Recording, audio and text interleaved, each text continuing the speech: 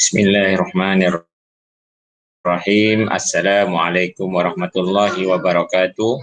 Dan selamat sejahtera kepada anak-anak murid cikgu yang dikasihi.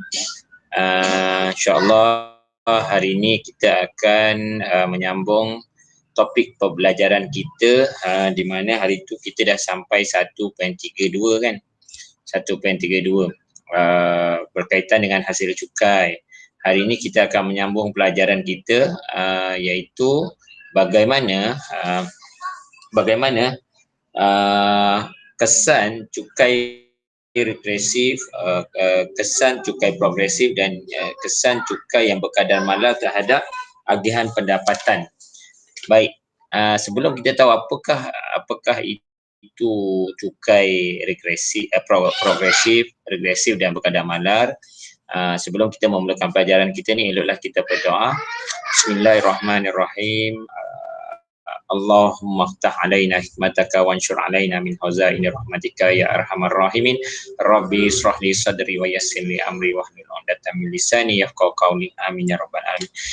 Baik, sebelum kita memulakan, apakah benda yang kita namakan dengan cukai-cukai tadi yang cikgu nyatakan, iaitu progresif, regresif dan berkadar malar. Eloklah kita melihat dahulu apa dia pendahuluan di dalam tajuk yang kita ingin bincangkan pada hari ini. Semoga perbincangan kita pada hari ini mendapat manfaat kita untuk kita gunakan ketika mana, yang terutamanya untuk kita gunakan ketika mana kita menjawab SPM nanti. Baik, tunggu jap, cikgu nak share berkaitan apa yang kita belajar pada hari ini. Alright. Okey, kita tengok. Tajuk kita pada hari ini ialah pada poin 1.3.3, iaitu pada muka surat 72 kelas. Yang ada buku teks boleh buka, yang tak ada tak apalah, kita share kat dalam dalam PowerPoint ni saja, kan. Okey. Kita dah belajar hasil kerajaan. Hasil kerajaan ada hasil cukai langsung, cukai tak langsung, dan satu lagi yang kita tak menyentuh adalah hasil bukan cukai, yang itu nanti buka sekolah kita akan berbincang dekat kelas, kan. Tapi hari ini cikgu nak proceed kepada 1.3.3, iaitu bagaimana kesan cukai yang bentuknya progresif, yang bentuknya regresif dan yang bentuknya berkadar malas, dia memberi kesan ke atas agihan pendapatan, kan. Okey, sebelum kita tahu semua benda tu, kita tengok dulu apakah benda-benda yang kita nak bincangkan pada hari ini. Okey, yang pertama sekali, pendahuluan, kita tengok kepada pendahuluan. Hasil cukai ni yang kita belajar sebelum ni, dia memang merupakan sumber pendapatan utama kerajaan, kan. Tujuannya, okey, tujuan kenapa kerajaan ni memperkenalkan cukai-cukai ni dan mereka mendapat hasil, tujuannya tak lain tak bukan untuk mentadbir serta mengurus negara, yang pertama. Nombor dua, membiayai projek pembangunan negara, kan. Jadi yang pertama mentadbir dan serta mengurus. Nanti pada tajuk akan datang kita akan belajar perbelanjaan mentadbir dan perbelanjaan mengurus. Tapi sekarang ni kita tengok hasil cukai, tujuannya bertujuan dia sekali adalah untuk mentadbir serta mengurus, kan. Okey, nombor dua, membiayai projek pembangunan negara. Nombor dua maknanya kalau kerajaan ada projek buat bangunan, contoh KLCC, projek LRT, kan, projek pembangunan sekolah dan sebagainya, dia membiayai projek tersebut melalui hasil cukai yang mereka kutip. Okey, nombor tiga, yang utamanya hasil cukai ni tujuannya apa? Untuk mengagihkan semula ketidakseimbangan agihan pendapatan. Nanti pada tajuk ni kita nak tengok apakah maksud agihan pendapatan, apakah maksud bentuk-bentuk cukai yang kita bincangkan tadi, progresif, regresif dan juga berkadar malar. Alright. Seterusnya, apa maksud agihan pendapatan? Okey, agihan pendapatan dia merujuk kepada pembahagian jumlah pendapatan antara individu atau kumpulan dalam ekonomi. Maknanya agihan pendapatan ni apa? Dia ni jumlah pendapatan antara masyarakat. Kan? Maknanya jumlah pendapatan di dalam masyarakat, dia kata ataupun kumpulan dalam ekonomi. Okey. Kadang-kadang kita tengok ada orang yang berpendapatan tinggi, kan? Ada yang berpendapatan rendah.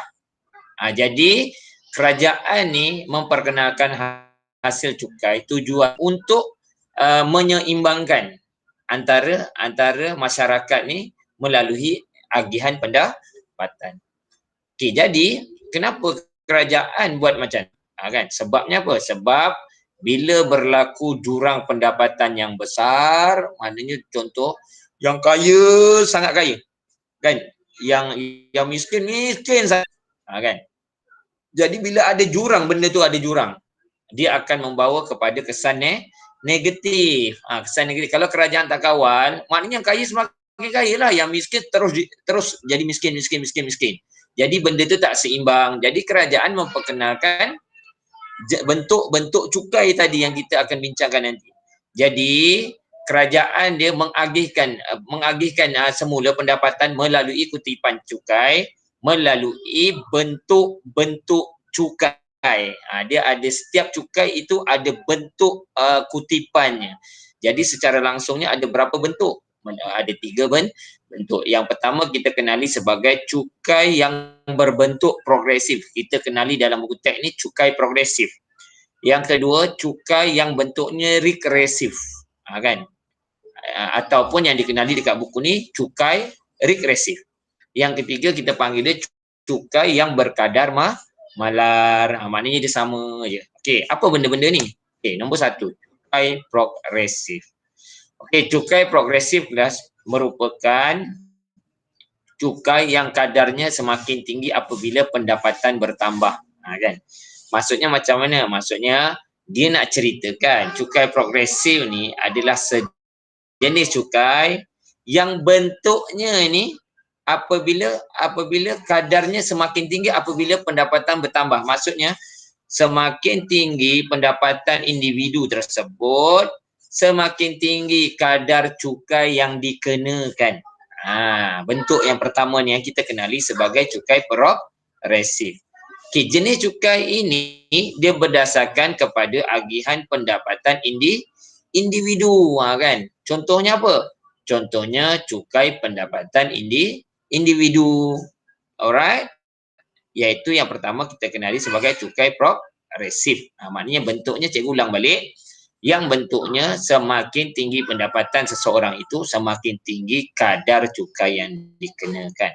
Alright, kita tengok contoh. Kan dalam buku teks, muka surat 73 ada menyatakan contoh tersebut. Kan? Sebagai contoh, individu A menerima pendapatan boleh cukai sebanyak RM60,000 setahun. Ingat, individu A dia menerima pendapatan boleh cukai. Maknanya pendapatan boleh cukai ni pendapatan yang kita kumpulkan selama setahun. Dia dapat individu RM60,000 setahun. Manakala individu B memperoleh RM18,000 setahun. Berdasarkan kadar cukai pada tahun taksiran 2016, individu A dikenakan cukai sebanyak RM2,400. Bagi RM50,000 pertama dan baginya RM10,000 pada kadar 16%. Jadi jumlah cukai yang perlu dibayar oleh individu A ialah RM4,000. Manakala individu B pula dikenakan cukai sebanyak RM50 bagi RM10,000 pertama dan baginya RM8,000 pada kadar 1%. Jadi jumlah cukai yang perlu dibayar oleh individu B ialah RM130. Contoh cukai di dalam bentuk cukai progresif ini, contohnya adalah cukai pendapatan individu yang kita belajar pada tingkatan 4. Maknanya semakin banyak gaji seseorang itu, semakin tinggi kadar cukai yang dikenakan. Bila ditanya, apakah bentuk cukai ini? Cukai ini bentuknya progresif. Alright. Next, terusnya. Yang kedua, cukai regresif. Cukai apa? Kelas ulang, cukai regresif.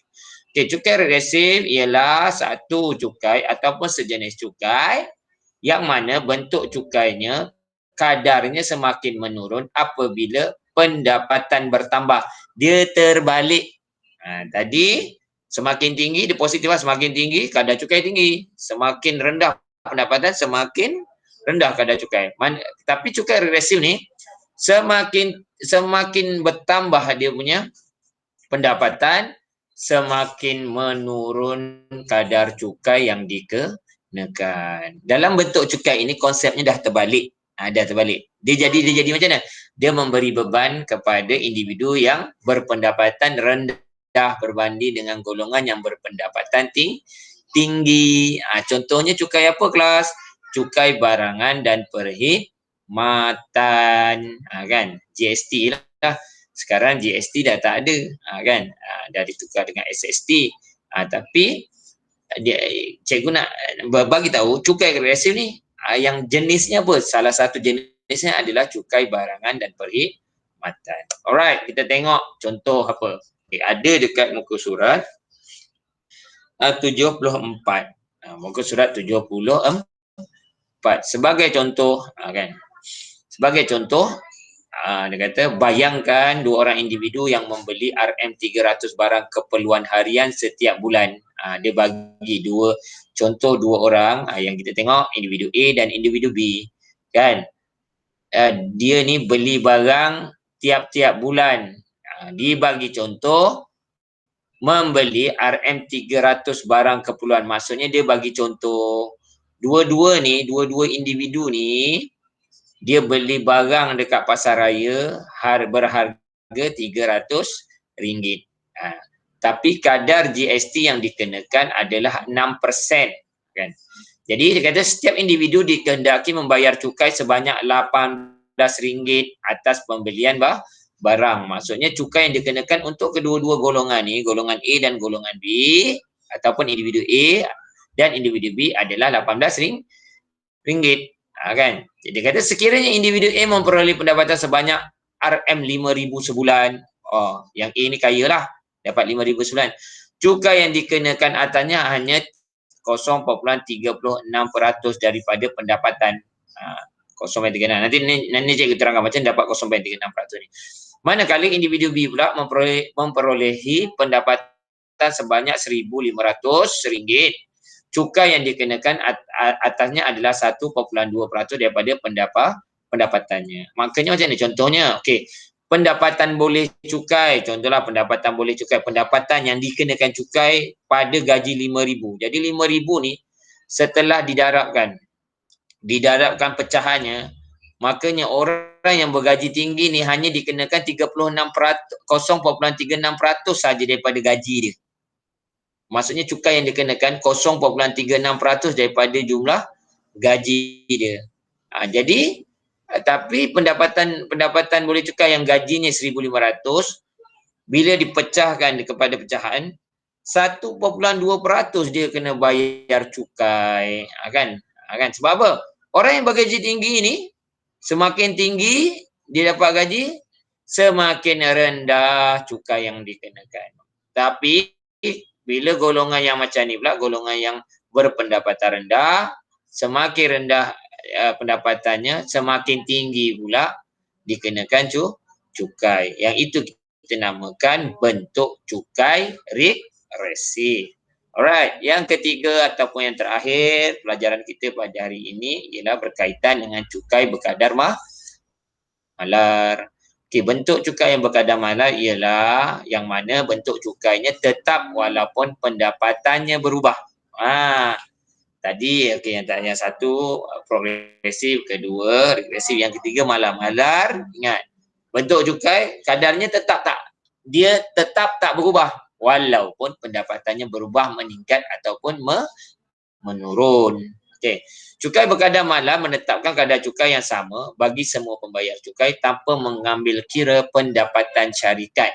Maksudnya kerajaan dah tetap siap-siap berapa yang dia kena bayar walaupun tanpa mengira berapa banyak dia dapat keuntungan. Contohnya apa? Cukai pendapatan syarikat. Kita tengok contoh. Sebagai contoh dekat muka surat 75.